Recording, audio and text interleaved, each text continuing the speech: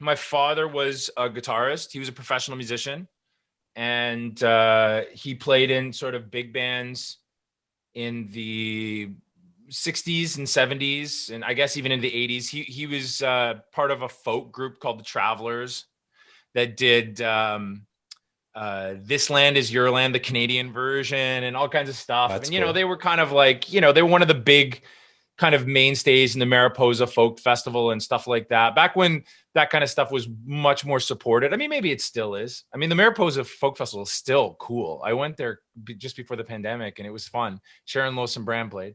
And nice. I like that.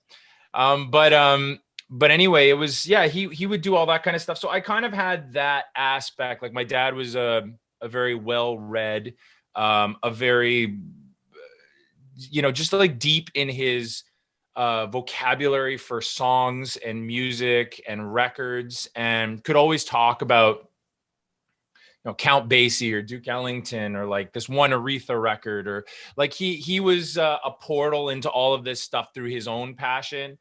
And when I was young, I remember I would just go downstairs and he had a little study kind of, and his guitars are there. And he'd be there with his like 70s black rim glasses, like he was like a news report. You know what I mean? He'd be in there listening to jazz. So, we drive around in the car, and I just remember, kind of him playing this jazz and just feeling this sort of like warmth around this music of like these people dancing with their instruments. I mean, all it sounded like was ba-la-la to me, right? But it was like he'd be like, what instrument is that? Or what is that? And it kind of like got me to like look, or when I'd see him play with people, He started your ear training young. Kind of. Yeah. I remember my earliest memory is I remember he used to take me, like, we actually, like, even though I was born in Toronto, we moved to Cookstown for like 4 years, which is just outside of Barrie. And at the time, I think it was like just an intersection, like a restaurant and a convenience store, and then like two highways meeting, and my house was right there. And I remember we used to go for drives, me and my dad, and he took me to like one of those electrical stations, those like big kind of, and they have that hum. It's like, and he would like do the bagpipe, like with like the drone underneath, Yeah. So I think like music was introduced to me like a character, like a warm character. There wasn't a lot of pressure around it then. And I think that's maybe a good thing, is it kind of came in under the radar. It came in as like a color or an emotion or an expression, like instead of a task. Because eventually, like, I think I picked up a guitar when I was like, I got a guitar for my birthday when I was 7. And, I mean, I actually still remember like the first time I touched it, and it was like, you're just kind of like, what is this? Why, when I play it, does it not sound like a chord? Okay, like before you finish, I was going to say that when I see you play live, it's like blistering guitar solos. Like it makes me, sometimes you get inspired. You're like, oh fuck, I got to work harder.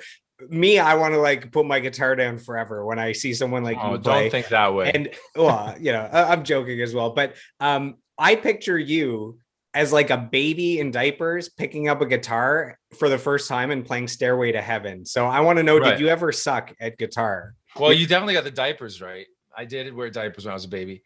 No, I mean, for sure I suck. I mean, sucking is so relative, right? Like what is like so you said at 7 years old you got I'm not like, I was never one of those kids like on the internet, that like, there's like some 6-year-old Russian kid who's like a yeah. I had none of that. But I think that the one thing is, my father taught me like the like 6 or 7 or chords, the Beatles chords to know. Like like I think I remember learning like La Bamba. Like it was around the time that like that movie was out. Did you ever see the movie La Bamba? Yeah, with Lou Diamond Phillips. And so there was like that which is like based around the C chord, kind of like walking from the G. And I learned that lick, like don't go don't don't don't don't don't don't. And then you learn the C and the horrible F chord that can't be formed, and then the G, and you kind of go through that. And I learned those chords, and then it was like at the same time I was learning piano. I was taking lessons, but it was much more formal, and it was kind of like, one was like in front of the house, piano lessons, where like people can comment and come in and kind of tell you you're doing something wrong or you should be focused on something. And the other one is guitar in your bedroom, you know, where nobody has any say in anything. And you know, I just like, I found that sort of singer-songwriter spark by myself in the room, you know. My idol when I was 10 years old was Bryan Adams. I thought Bryan Adams was amazing. I didn't have an older brother to sort of tell me what was cool or, you know, how many tattoos you Bryan had to Adams have. is a great songwriter, like pure songwriter. And like singer and just his energy. You know, he had that kind of that positive, you know, gritty, raspy voice. And to me, like just discovering a raspy voice was cool. You know, it was like, I don't think I was ready at 10 for like the metal scream or anything, you know? Yeah. So it was like, and you know, and then you get to school and then people are like, what? You like Bryan Adams? Like, what the hell's wrong with you? You know, check out Guns N' Roses, check out Nirvana, check out all this stuff. And then you do. And then that changes everything. But for a while there, I really liked Bryan Adams. So I would kind of, you know, just through those kind of like 4-chord song kind of thing, I would just sit and write songs. And I think I have little audio cassettes from when I was like 8 and 9 and 10. And I would like make little record covers and like record songs. And I'd have 2 tape recorders and I would like record into one and like the melody and the chords. And then I would move that tape to another one. And then I'd record me doing a harmony with my voice, and every time you do it, you'd add more room sound, so it got like further and further away. So they're like, you know, if I it just sounded like you're playing an arena by the end of it. That's all I was preparing. Or I was playing through some sort of, you know, deep cover message from, you know, some spy radio. But it was that was like a good creative place for me, right? Because I kind of found it in that room. Yeah. Who would you say are your biggest musical influences? So when you were young, Bryan Adams, later on, you get into funk. Who would you say are kind of the pillars of influence that created the musician you are today? Yeah, it's funny. I like, this is one of those questions that it totally exemplifies why style is a tough thing for me to relate to other people. Because the thing I relate to is, I think it has something to do with melody. It has something to do with really meaning what you're doing a lot. Like, I really like to feel that people mean what they're doing and that they're in it. Like the whole kind of playing it cool and making music thing, like just kind of like, yeah, this is easy. Like, you know, it's never appealed to me, you know? I mean, it's awesome, you know, but it's like, I like to see people sweating and pushing and digging and reaching. And so for me, like that was like, at first that was Bryan Adams, you know, just because I saw those, like the notes and the rasp and the energy. And then when I went to school, and I mean, I think this is the experience for a lot of people around my age, which is like, you know, when you hear Teen Spirit for the first time, when you hear that Dave Grohl beat, you know, like it's just like so primal. It's so fucking primal. I mean, it's just, when you think about it, like how simple is a song like Teen Spirit, but somehow it was so different than anything. You know what I mean?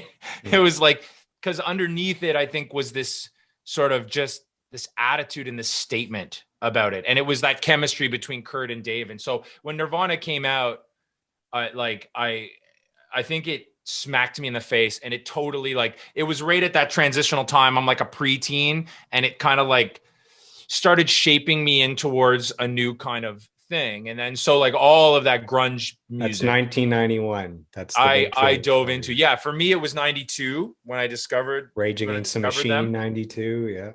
And you know, I remember things like you know, we would go up to the cottage for the whole summer, and there was like a record store in Bancroft where my cottage was, and like I remember I got Super Unknown, Soundgarden Super Unknown, and Stone Temple Pilots Purple. Those 2 like audio cassettes, because we had an audio cassette player at the cottage.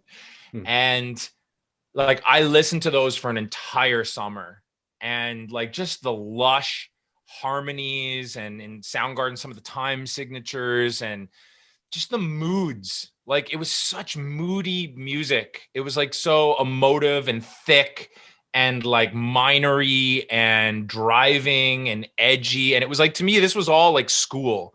Like it was school in like, you know, how much are you going to mean what you sing when you sing it? And like, how, like, what kind of emotions are you comfortable sharing? And like, how, you know, what do you want to do with this? Like, where are you going to take people with your music? And I think with something like Chris Cornell or Kurt Cobain, I mean, it's like, they're such prolific dudes, right? So their bands, like to me, it was like, I just sensed that prolificness. And I was just kind of like, I was attracted to the playground of creativity. Like, and at the time, like I wasn't as into Pearl Jam, but then when I went to high school and I heard Vitalogy by Pearl Jam, I remember, I think I was like, I used to fall asleep listening to the radio. So like all night, the radio would be playing, you know, and it was like something like AM 640 or some shit, right? Like, and I would just wake up and like songs would wake me up in the middle of the night, which was kind of a crazy experience. Like I remember Black Hole Sun woke me up in the middle of the night and I had no idea who it was or what it was. And I remember thinking, this is like a dark Beatles song. This is like a dark, still melodic. Despite yeah, it's melodic. And later on, I heard Dave Grohl describe it as what did he say? It was a Black Sabbath meets Beatles, right? But I didn't have Black Sabbath in my vocabulary then. But I was just like, this is something. And I remember what I would do is I think the same thing happened when Garbage came out with I'm only happy when it rains, or like you just hear these melodies and this darkness, and I kind of sit up and I go, what is this? And Better Man came on by Pearl Jam, and it didn't sound like Pearl Jam to me, because I guess Pearl Jam had been kind of pigeonholed as like, like that was what Pearl Jam was. And all of a sudden I'm hearing this song with these lyrics that I'm like, wow, what is he singing about? And it was a little more like uplifting. And I was kind of like, these guys have like a different angle. And I think that was when I was shown the sort of, again, that prolificness, that kind of like, no, we're here to have a creative playground, right? Like that's what we want to do.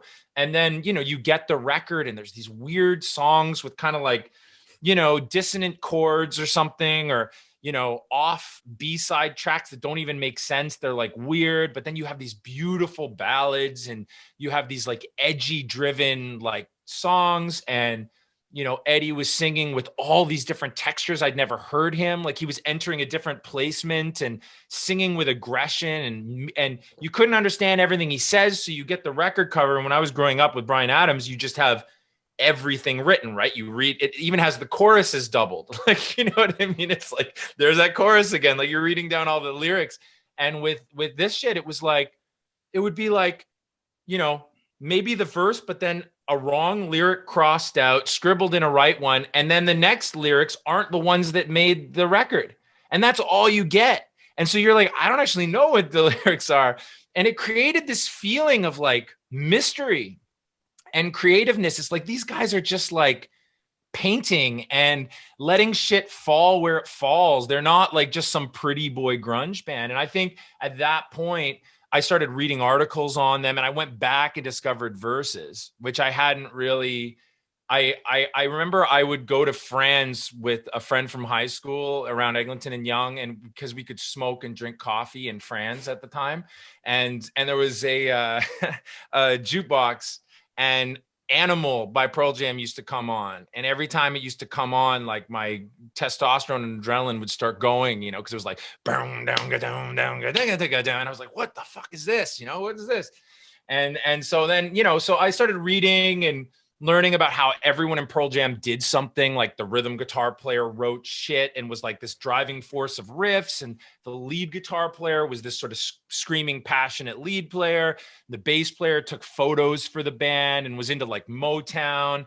And, you know, Eddie is like searching for all these things that are happening in his real life, like, and really honestly talking about his shit, like his, you know, his father, not knowing his real father was the stranger, used to come around the house, and then his mom goes, oh, he died, and the guy you thought was your father wasn't your father. And all this shit's coming out literally in song lyrics in a beautiful poetic way. So to me, as like a young creative and in the mainstream, that was exciting. Like that felt like this world of like, so Pearl Jam helped me use a template of what I wanted a band to be, because I was listening to Zeppelin. I was listening to punk. I had skater friends that were super into punk and all these things. So I had all these textures around me. And a band like Pearl Jam seemed to, like, at the time, it was like, well, we're going to take from all of these and we're going to put them together and do our own thing with it. And I think essentially what Pearl Jam is it's a tribute band, right? Like, it's a tribute band to the 70s. Like, it's a tribute band to like Zeppelin. It's a tribute band to Pink Floyd. It's a tribute band to like, so, like punk shit. And like, you know, so like, to me, that was exciting. And I kind of built my first rock band around those feelings. Mm.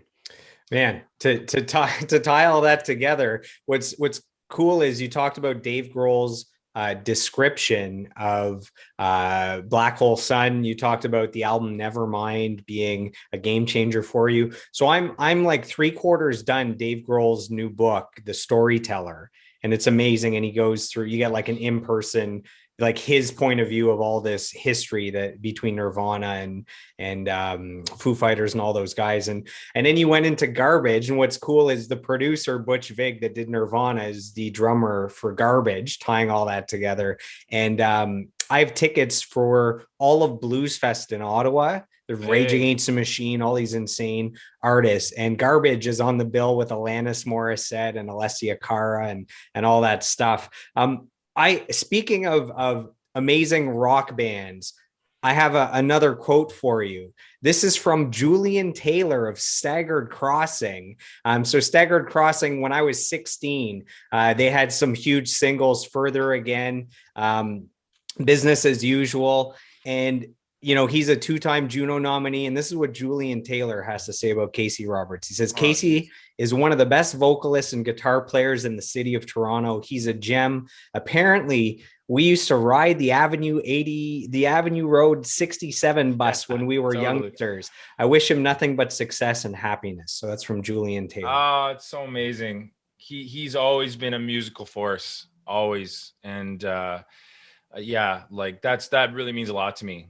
You know, yeah, I remember being 14 on the 61A bus from Eglinton Station back to where I used to live. And he would be on that bus, and the bus was like, he had a vibe, like this joyful, like, I don't know if he was with band members or with friends, or it didn't even matter. It felt like he would just talk to people who was on there.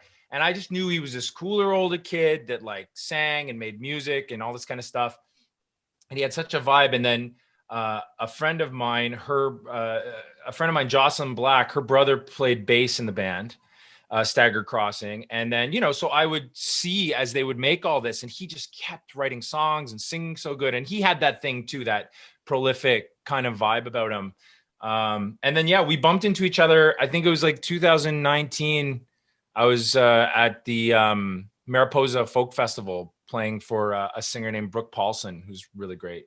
And yeah, I just bumped into him, and I was like, hey man, we used to ride the bus together, you know? And he's like, oh, that's awesome.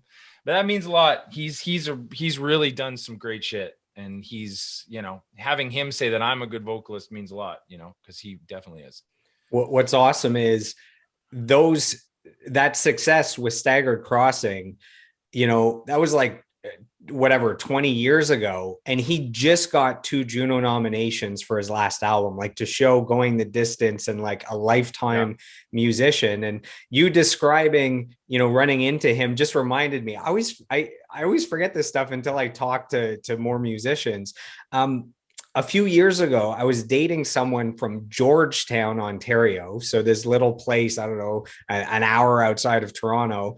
And we were in her hometown, and we just decided to walk down the main street, and we went to this little cafe pub, and Julian Taylor was the featured art. Like, I walked into a Julian Taylor intimate acoustic performance, and I was like, what the hell, this is the best. And we stuck around, and I talked to him afterwards, and yeah, I forgot that happened. That was awesome. My feeling on him is I really think he reaches a lot of people. Like, I think he's affected and touched a lot of people across Canada with his music, you know, and it's very inspiring.